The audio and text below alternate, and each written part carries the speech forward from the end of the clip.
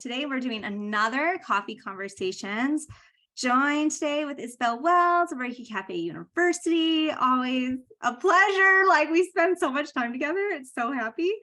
It is. I feel like every day we just see each other all the time, but these are especially exciting because we get to be with you all, which is fantastic. Right, totally. I was thinking about this morning when I woke up, I was like, the day in a life of a Reiki practitioner, like who's really got a full-time business. I'm like, the moment I wake up, I'm texting someone information. The moment before I go to bed, I'm texting someone information. And, but the thing is like, I really love it. Like, my husband is like doing really good in his business the last couple months. He's like, you can slow down if you need to. And I'm like, why would I do that? I love what I do. and I think that's it. Like, I haven't taught Reiki in Bozeman, Montana, where I'm located, in probably 3 years, since before COVID, right? Like, and then I was teaching like almost monthly some type of Reiki class. And I've got literally like 9 people asking me for a Reiki class right now. And I'm like, really, universe? I don't know if I can take on anymore, but okay. So I'm trying to figure out there's a spa in town that wants to hire me to teach all their massage therapists Reiki. And I'm like, all right, but let me bring an apprentice along with me to train her. That's the goal. Let's get another Bozeman person doing this. But yeah, I mean, I absolutely love it. I do. No, and I always think that fall is such a fantastic time for all things businessy, because it's just, in the summer, everybody's out, they're exploring, they're having fun, they're not really focused on business. And when fall comes, you can start to feel kind of those, it's harvest season, right? Energetically. And so we're all looking to how can we implement new ideas in our business, grow and start to shift, so that come the new year, when we shift over and we've got all of that new energy and we're able to kind of feel into what's serving us, what's not. And so I always feel like around November is always when I think all kinds of portals and opportunities and the energy just shifts and is so ripe for making business decisions and changes and sales and all of the things. So I think this is a fantastic time to be having this conversation in particular. Right. Absolutely.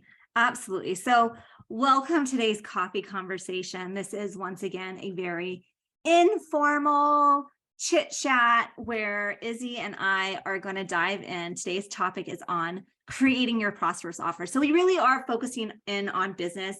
In previous polls in the ReikiCafe community on Facebook, we have gotten a lot of requests around business support. And so we do our best to kind of sprinkle that in on our podcast and our offerings, like our freebies, to help you take that next step so that you can see how your life could be if Reiki was your career. And I really want to emphasize that, because so often in the Reiki culture, it's supposed to be this side gig. It's supposed to be this hobby. It's supposed to be just, self-healing. And if you do more than that, then you better be teaching. And I just feel like there's a lot of room in there to think outside the box, to figure out what works for you, to just explore how Reiki can really intertwine and fuse with so many of the modalities that you love, and that we don't have to set ourselves up to make this a side project, that this can be our everyday life commitment, career, and it can be profitable, and that is okay. That's a good thing.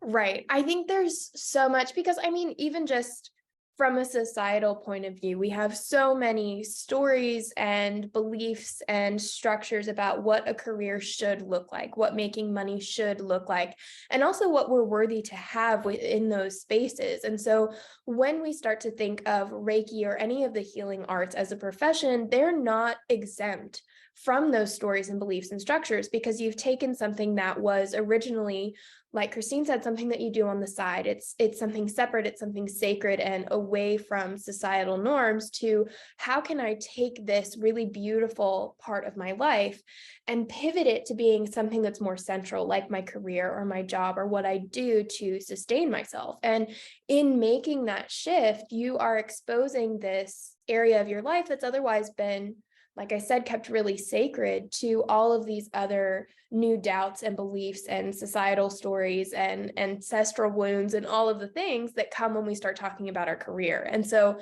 this conversation is really going to be focusing on what are those stories and how can we step outside of them, because there's so much more here than just, I think when we talk about taking Reiki as your full-time job, people start thinking, so what, I'm just going to be sitting in front of a massage table doing Reiki for 9-10 hours each day. And it's like, no, there are so many possibilities here for how you can support your community, support your clients, but also support yourself all at the same time, while having that joy and excitement for your everyday life. And it doesn't have to be something where when you tell someone, oh, I'm a Reiki practitioner, and they say, well, yeah, but what's your real job?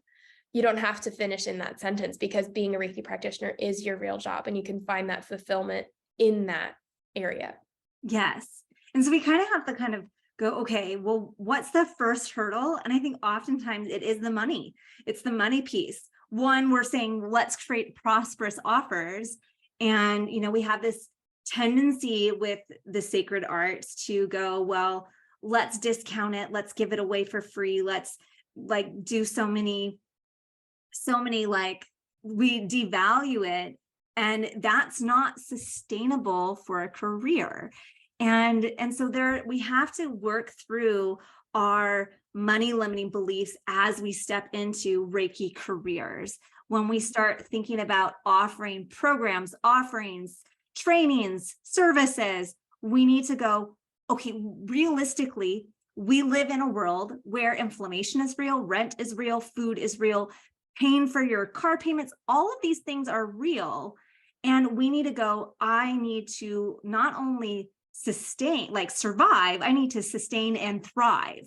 We need to take it to a place where I feel good about doing this every day, and I'm able to create a lifestyle that works for me with this as my career. And so we have to actually start thinking about, how can we do that?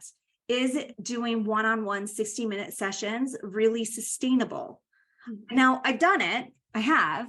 3 years ago, before the pandemic hit, I was doing 15 to 20 clients a week. I had 2 paying apprentices that shadowed me. I was teaching at least 1 Reiki class a month, and I was doing it, but I was also working 40 to 45 hours a week and exhausted, and not being able to have that work balance desire that I wanted, because I have a child who has unique needs. Let's put it that way. She's very neurodivergent. Like the other day, her teacher, we're trying out an alternative school. Her teacher was like, "What's your birthday, honey?"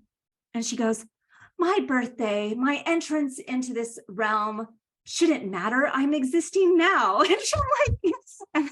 And she had this very esoteric answer. I'm like, yeah, and that's my daughter. She barely is in her body. And so it's like, I want to nurture that, and I want to be able to be with her, and I want to be able to make home cooked meals, and I want to spend time in my garden, and I want to do these things that give me joy and peace and really inspire me in my business, right? I need that work-life balance. I can't just do 6 sessions a day plus teaching plus all these things. It's doable, but I don't know how sustainable it is. Mm-hmm. And I think this is really something that we need to talk about for this topic, is this idea of what is it that you actually love to do? Because again, when we shift into looking at Reiki or healing as a career, there's often this kind of preconceived notion of what that looks like. We think it's the 9 to 5, we'll be seeing 15 to 20 clients a week. Maybe we're teaching some Reiki classes. Maybe we're at a spa giving some talks about it. There's kind of an idea of what it quote unquote should look like, or what it has to look like in order to work. And the thing is that if that is what you love doing, if you love having 15 to 20 clients a week, if you love being in that space where you do have that 40 to 45-hour workload and you're constantly connecting with people, that's fantastic, because it's going to fill you up and it's going to give you energy, and you're going to be able to pour that energy back into your business. But if you're doing that because it's what you think you should do, then it's going to be draining, and it's going to take away from your joy, your gifts, and your strengths that you could be using to support your community in unique ways that would fill you up, so then you can help fill up others. And so I love using this story as an example of what I'm talking about here. I have 6-year-old twin siblings, and they're lovely. And because they're little kids, they have such unique views on life. And my little sister one day was holding one of those like squishy stress balls that people use, right? And she hands it to me, and it was flopped over her thumb. And she said, "Look, Belle, I broke it." And I remember thinking, but you can't break it because it's squishy. And so we had this conversation back and forth. And at the end of it, I was thinking how applicable that is to our lives and the way that we perceive what we're supposed to do, where if we are really rigid and we're doing what we're supposed to do, and we're doing it because we should, and we're doing it because this is what it should look like and how we're going to make money, and if we're working from a really mind or ego-based place of these are the structures and the boxes and this is how I can fit in, then we're very firm, very rigid, and we break more easily, right? That's what burnout is. When we've pushed ourselves to the max and we break and we don't have any more to give. But if we're in that place where we're really soft and fluid and flexible, and we're going with our intuition and we're following those nudges and we're allowing ourselves to step outside the box, then it's not possible to break because you're bendable. You know, that's a phrase that you hear a lot that's become a little cliche, is bent, not broken. But it's so true. And it's so key, I think, for when we start talking about alternative ways to make money and to support yourself, because just inherently by doing that, you have to step outside the box and you have to come into this more fluid and flexible way of seeing your life and seeing your career. And that, I think, is really the most important first step, is how willing are you to step outside the box, to look at your limiting beliefs that created the box in the first place, and then to see what exists beyond them. Yes, right. And so, thinking about this bend, not broken piece, what is that? Like, what makes you malleable? What makes that you able to be in this fluid, flowy place? And it goes back to another cliche of we need to be in alignment, like we need to stop the hustle. What is that cliche? Like aligned. Oh, there's one. There is one around hustle and alignment. And so there is this, like, you can be in this place where it's shooting yourself again, where I should reach out to this many people, and I should be doing this many emails, and I should be doing a Reiki class every month. And I should, instead of coming to a place of alignment where you are in the flow, you are doing your Reiki, you're doing your self-care, you're meditating, you're creating a space so that you feel good, and you bring that feel good feeling to the things that you do. And when you do that first, and you feel good about saying, you know what, my time is worth X amount of money, and my training and my experience is valuable, and I'm willing to do that thing without resentment for this cost. When we can come to internally a place of balance, of peace, of joy, then you kind of get this bubble sensation of like, what is it? What will create that thinking outside the box? What do I want to mix Reiki with? So for example, if you are in love with gardening, why not have a Reiki practice in the garden where you're teaching people about Reiki to nurture the plants while using Reiki? That can be a thing. There's other clients that I've had come to me making now like Reiki cooking classes and Reiki and ruins, where they're putting ruins on the body. Like, they're thinking outside the box in ways that click for them. It doesn't have to be this cookie cutter practice that so many of the institution of Reiki the culture of Reiki says it needs to look like. And Reiki Cafe University is all about like, let's think innovatively. Let's think about what is going to feel good to you. If you want to do a paddleboard class with Reiki, let's go for it. If we can have chi walking classes in your town, which I see flyers for now, which I think is kind of funny. I'm like, why not? Why not? Why not figure out what your passion is and mix it with your purpose and see where that leads you?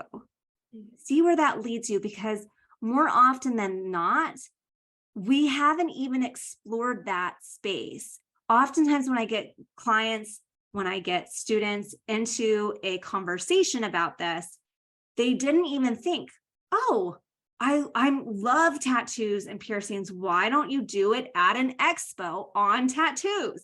Like, why are we so like trying to mold to what mainstream society is? Not saying that Reiki shouldn't be mainstream. It absolutely should be. It should be just as common as massage, right? I do believe that.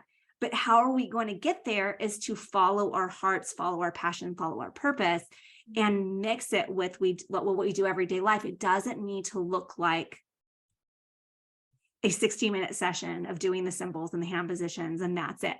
Mm-hmm. That's great and lovely if it feeds you. And what else? And what else? Mm-hmm. And I think, Instagram and social media is such a good example of what we're talking about here, because we have all had the experience, I know, of scrolling through your platform of choice, and you come across profiles that are doing everything right? They're posting all the popular reels, they're using really pretty images, they're following the algorithms. And if they don't love it, you're kind of just like, okay, like that's nice.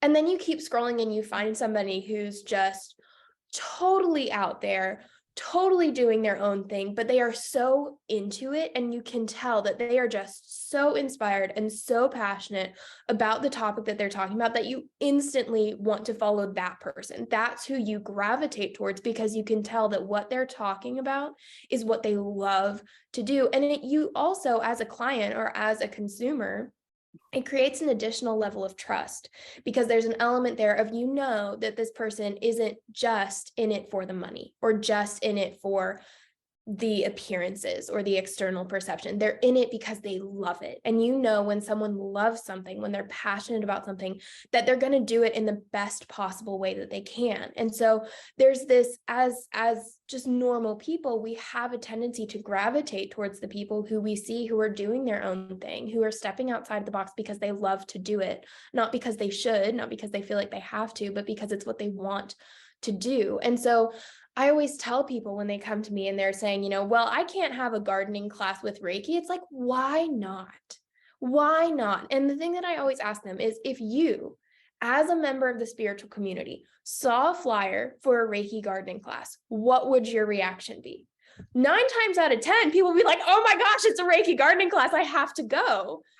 And yet when we're thinking about being the ones to offer that, we're like, nobody's going to want to come. It's not going to be any fun. Nobody's done it before. How do I know if it's going to be successful? Like, there are all of these stories where we're putting so much pressure on ourselves to have everything perfected, to have everything just right, that it's taking away the joy, it's taking away the love and the passion. And so we need to start looking at how can we shift to have a bit more of an objective perspective of, as a practitioner yourself, would you go to a Reiki gardening class? If the answer is yes, then that means there's a market for it, and you just have to stand in your truth, stand in your light, and trust that the people who are ready for it and who will resonate with that will find you, because you're shining your own light so brightly. And so I think the focus really shifts from shining your light onto other people to shining your light and trusting that the people will find it. There's a difference there between the external focus of what are other people going to think, what are other people going to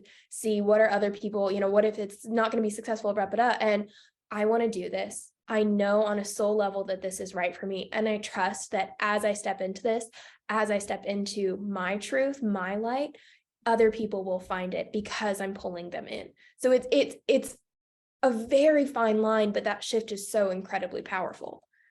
Yes. And I want to invite you also to think about, okay, I know already now you're like, Okay, but what about the money? Right? So here's the deal. If you only have 1 or 2 people sign up for your first class, do not cancel. Do not cancel. Do not cancel. Okay, I said it 3 times. I hope it sank in. And this is why. It takes time for businesses to grow. And every seed that you plant, every flyer that you hang, every social media post that you post, that you're showing up in your truth and authentic self, sharing about your passion, is planting seeds. And oftentimes people sit back and watch to see if you're going to stick it out, if you're trustworthy enough to develop a relationship with, to see how it's going to go in 6 months from now. And so you need to show up in that passion and put it out there. And if only 1 or 2, 3 people show up for your first class, your first offering, whatever it may be, give gratitude. Say thank you, because guess what? There could be someone in that first class with only 1 or 2 people that are about ready to share your enthusiasm about you. And that is when clients come in. I had numerous classes when I started where I'm like, I would walk in, wow, I had 3 people signed up and only 1 person.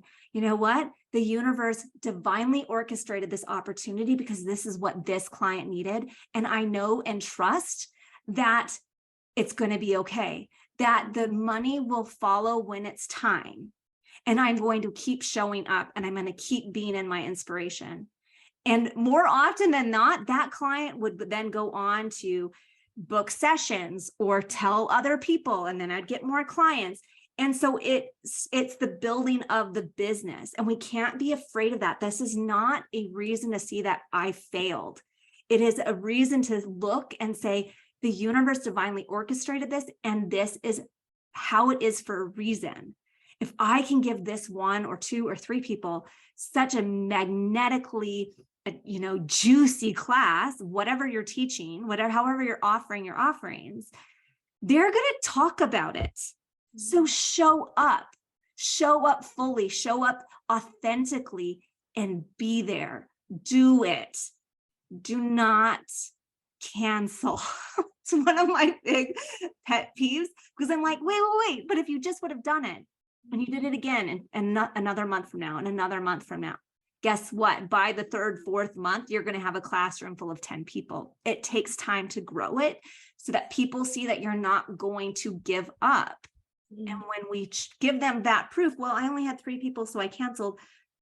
You're giving them proof that you're not going to be consistent. You're not going to be able to show up for them in that way.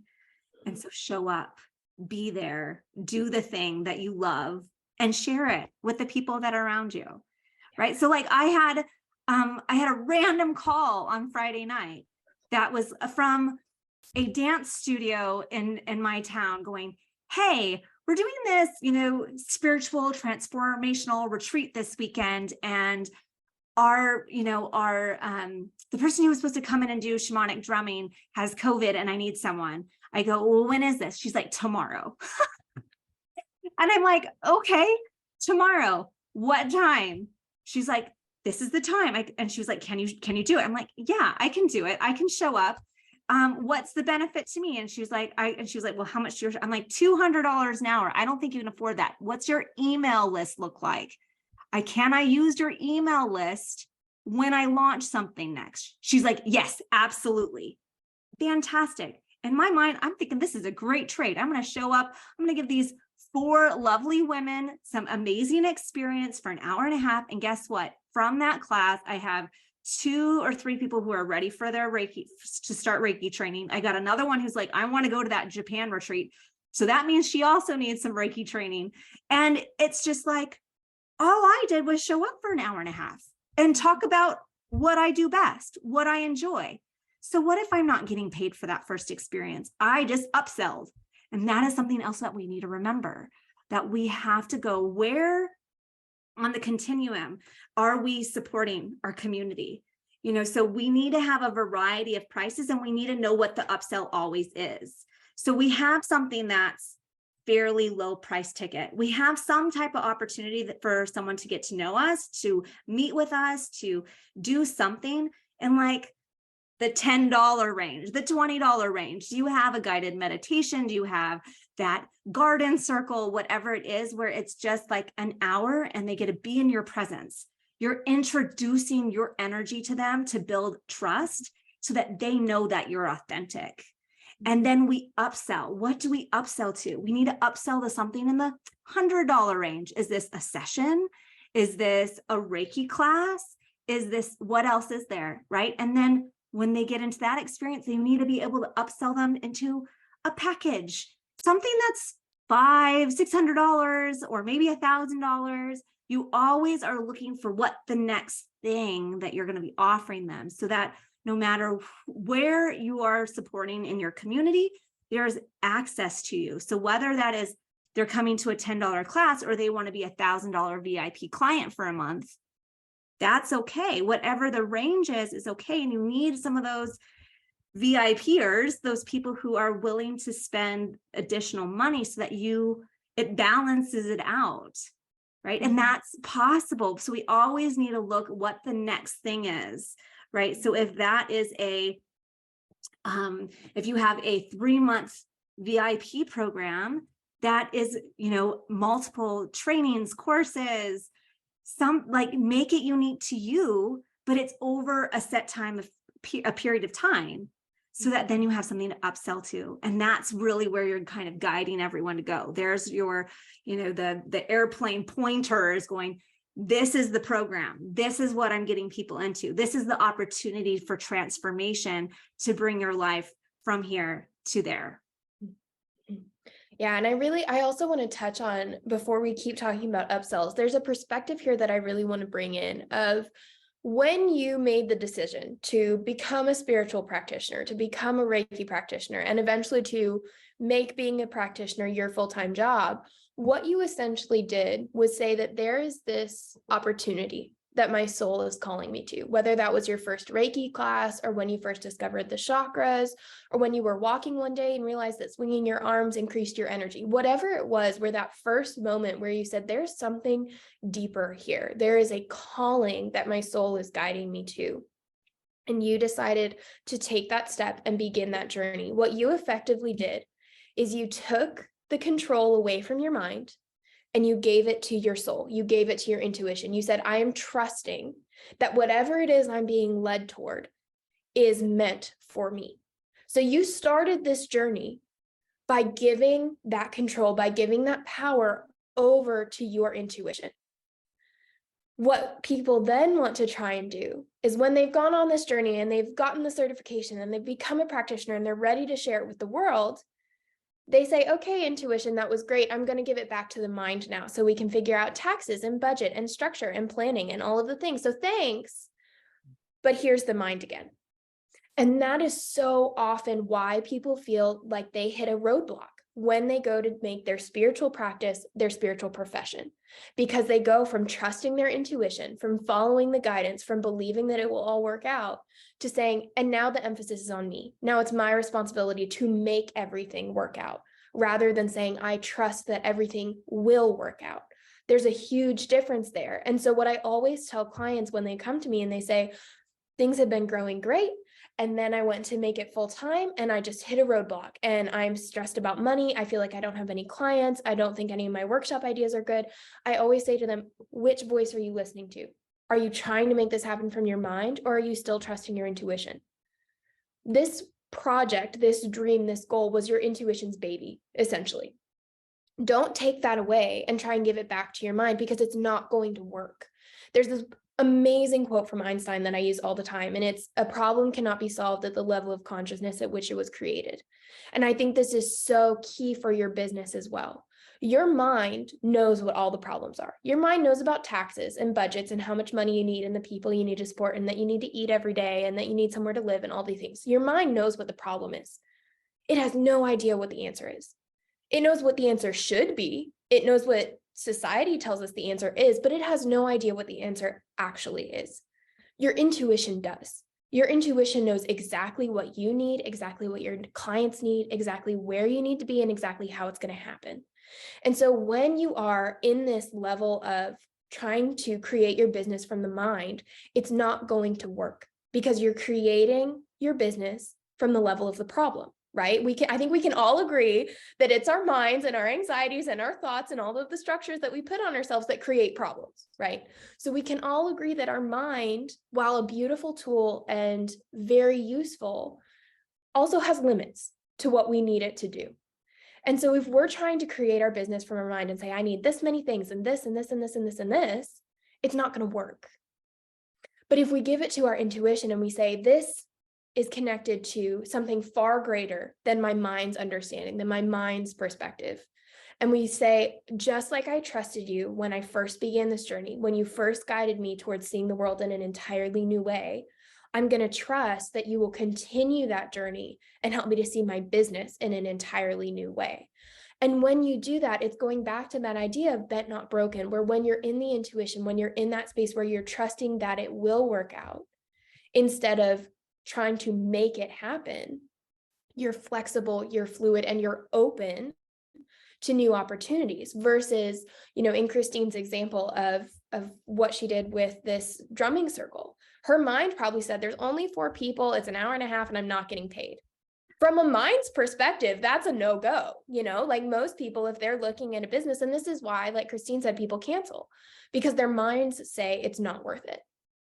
9 times out of 10, when your mind says it's not worth it, but the opportunity has been presented to you, your soul is probably screaming at you to do it anyway. Because there is so much more happening in all of the layers of our business that is so far beyond what our minds can perceive, that it requires that level of trust to be able to say, I know that my intuition is guiding me towards this for a reason, and that I was given this opportunity for a reason.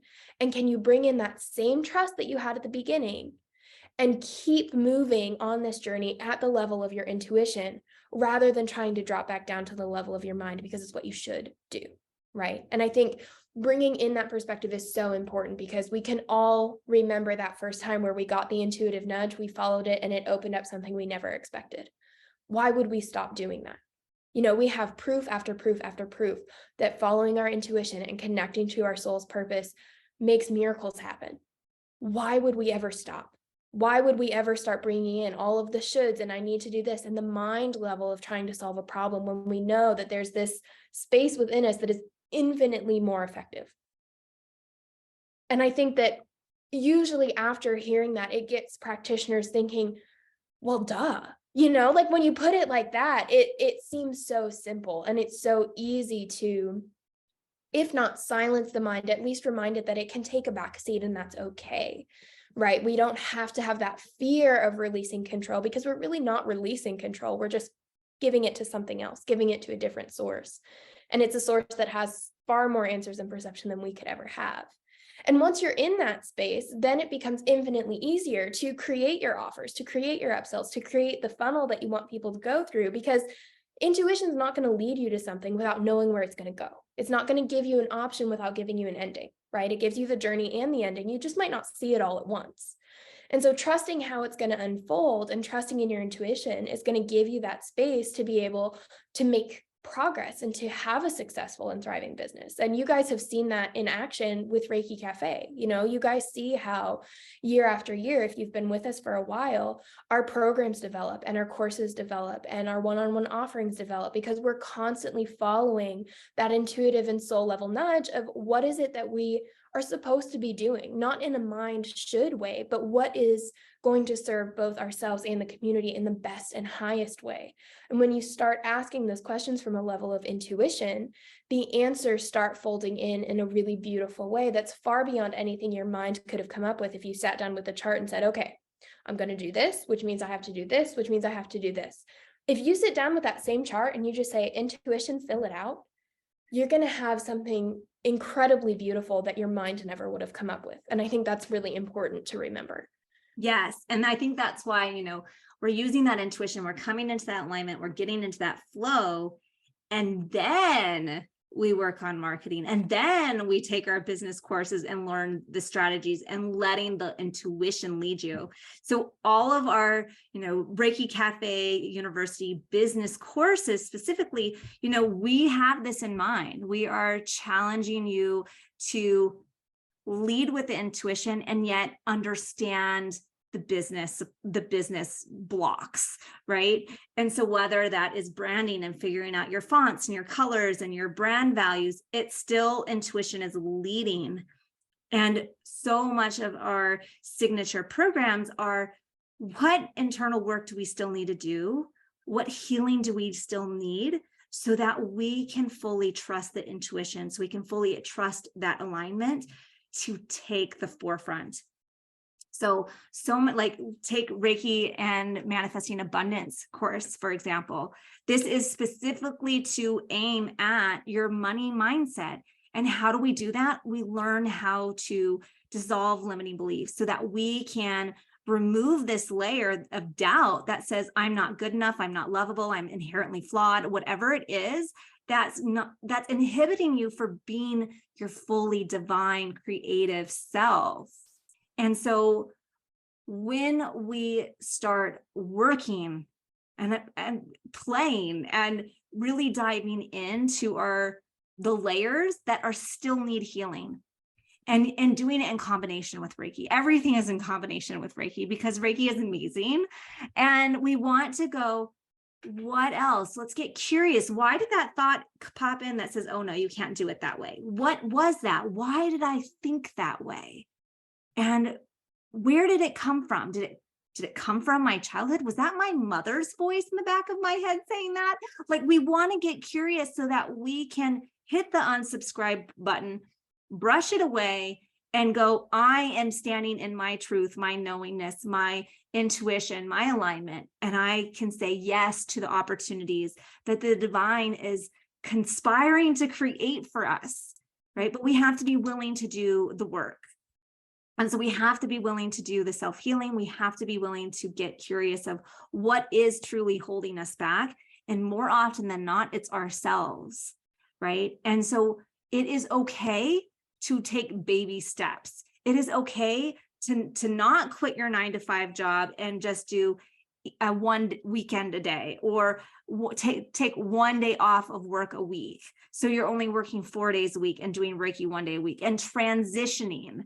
Like, there's nothing wrong with that. Like, I never have told anyone, like, yeah, go ahead and quit your 9-to-5 and do this full time from this to this instantly. There is a transition phase, and that transition phase is there to support you as you do this. Where did that limiting belief come from? I wonder what that was from. And as you do the healing work, then your clientele can expand to match what you're ready for.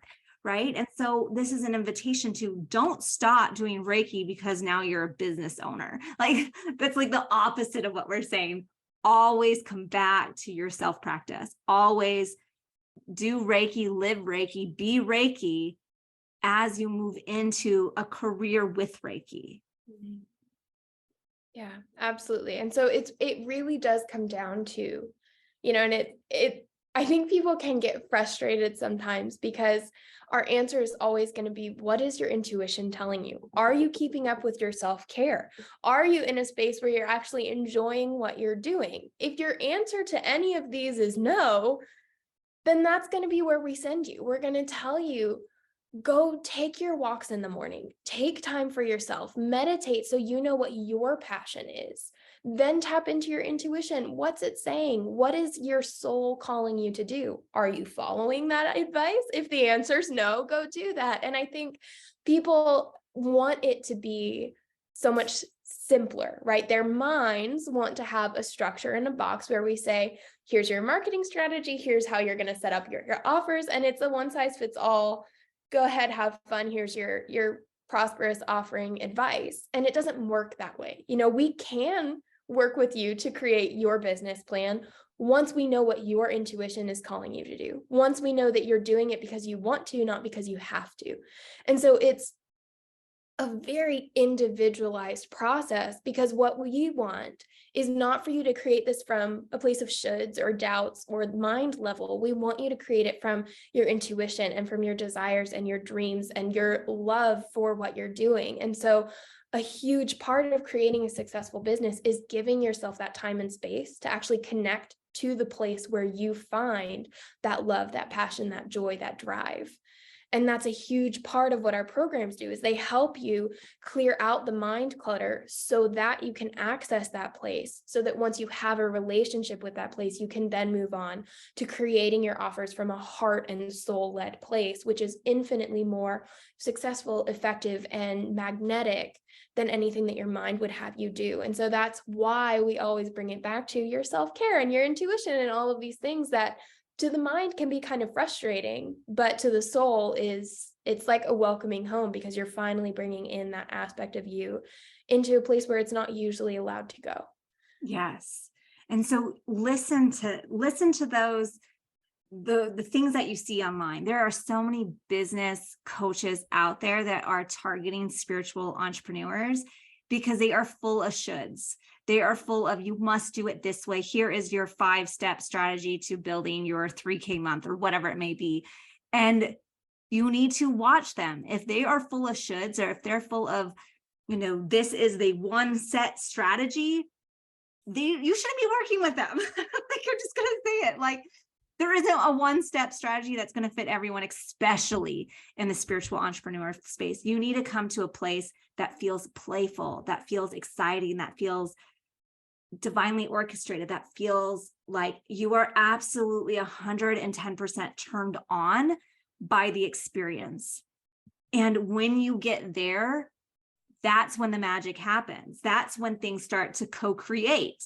And if you are working with someone who's like, X, Y, and Z, do that this week, and you're going, oh, I have to do it this way, it's not going to bring you somewhere. So I have a lot of people who have come to Reiki Cafe University after trying that approach and it not working. And I'm like, yeah, you wonder why. They didn't work on you. We have to heal you. We have to find your space of inspiration. And yes, you're going to learn the building blocks. You're going to learn some marketing skills. You're going to learn some pieces, but it's all driven by your passion and your passion first. Yeah, absolutely. And so with all of that, kind of the main takeaways here are learning to embrace and let go of your limiting beliefs, learning to dig deep and find what is it that's holding you back. And then stepping into a space where you're connecting with your intuition, where you're connecting with your soul, and you're developing that trust in its advice, so that finally then you can take that information, you can take that knowledge and that knowing and bring it forward into the world in a place of desires and want tos instead of shoulds and have tos. And so this is something that we're really passionate about teaching at Reiki Cafe, and we have so many resources available for you. But I know that something that Christine and I are very excited about is our Black Friday sales coming up. So Christine, do you want to tell us a little bit about that? Absolutely. So oftentimes this is the time of year that we are thinking about for our businesses, what am I going to do in January? We need to start thinking at least, 3, 4, 5, 6 weeks out and creating those prosperous offers. And we want to support you in creating your prosperous offers. So first and foremost, know that our Reiki business membership is available, and it's 2 calls a month with Isabel and I, one call a month each. And Izzy kind of takes on the tech things, the strategy, and I'm more of like the mentorship, like getting people to get creative. What's that going to look like for you? And so this month we are focusing on creating your business strategies and your prosperous offers. And so know that that is available. And we are going to be putting together our Black Friday special on a business bundle. All of our business courses are going to be 50% off. And so this is going to be our Reiki business relationships and sales, learning those sales skills, your Reiki business branding, learning how to use Canva, how to make really cool graphics, the Reiki and manifesting abundance. Let's delete and unsubscribe all of those limiting beliefs that we have, whether it's around finances or otherwise. We want to be able to come into a space that's really supportive. We also have the Reiki guide to gain new clients. So this is like, how do you get into a space where you are starting to do those first beginner steps to creating your business? And so we really want to support you, knowing like, that if this is your calling, if this is a calling, a divine lead on your path, that yes, I would like to make some extra income or step into the possibility of what would it look like if I had a part-time Reiki business, or I have a part-time Reiki business and I want to go full-time, we want to be able to support you along the way. And so Reiki Cafe University really wants to offer this for Black Friday so that we can offer you an opportunity that says, yes, let's work together. Let's be in that space so that you can find your home, your center, your intuition space of saying, this is a possibility and this can be prosperous and I can do it. And I know that it's possible. And so from there, let's see what we can create starting in January. And one of the reasons why, again and again and again on Reiki Cafe, like if you look through our blogs, if you look through our podcast, it always is November. It's always November that we focus on business, because this is the time to start planning. How is the new year going to go? How is 2023 going to look? What are my goals? Is my goal to launch my business and have it be self-sustaining? Is my goal to make 10K months? Is it my goal to make 5K months? Like what is that for you? And then let's take some steps so that we have a plan that's intuition led, that is soul led, and say yes to you, say yes to the opportunity and do it without the fear. Yeah, absolutely. So with all of that in mind, we do just want to say that we are so grateful for each and every one of you who have chosen to dedicate this time to yourselves and to your business and to striving for serving yourself and your Reiki dream and bringing it forward so that you can then serve your community and serve those that you work with. So we are so grateful that you have chosen to spend this time with Reiki Cafe, and we are so excited to see where everyone takes their businesses and their dreams, and how we can support in that. All right, you guys, beautiful conversation. Thank you so much.